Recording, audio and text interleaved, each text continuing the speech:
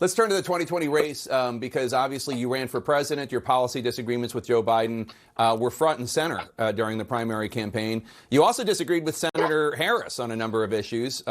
She ultimately did not support essentially ending private health insurance. She did not back tuition-free college or wiping out student loans the way you have proposed. She did not want to abolish ICE.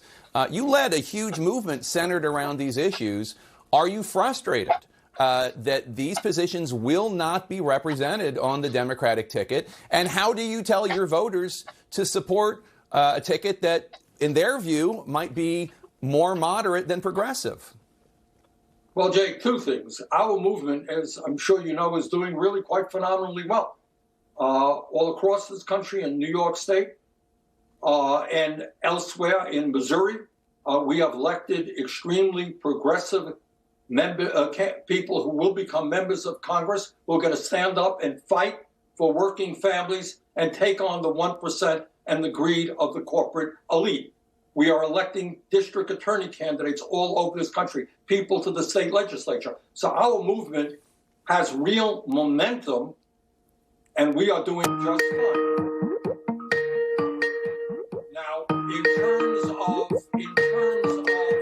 disagreements with Joe Biden and Kamala Harris, yeah, of course we do. I ran against Biden. And my message to our supporters is we have got to do everything that we can to defeat Donald Trump.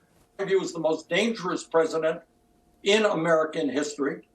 And then what we have to do the day after we elect Joe Biden as president, we got to rally our people to stand up and fight for an agenda that works for all and not just a few. And that absolutely includes Medicare for all. I think most working people understand but your today former press secretary, that health care must be a human right, not simply a job benefit. Yeah. Because if you lose your job, then you lose your health care. That's crazy. That's not what we want. And we've got to take on the pharmaceutical Your former industry, press secretary, sir.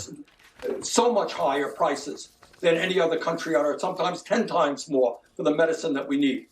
So we're going to do everything that we can, A, to elect Biden, and B, after he's elected, move this country in as progressive a way as we possibly can. Your former press secretary, Brianna Joy Gray, tweeted that, I think you're getting a phone call. Your former press secretary, Brianna Joy Gray, tweeted that nominating Biden and Harris shows, quote, contempt for the base,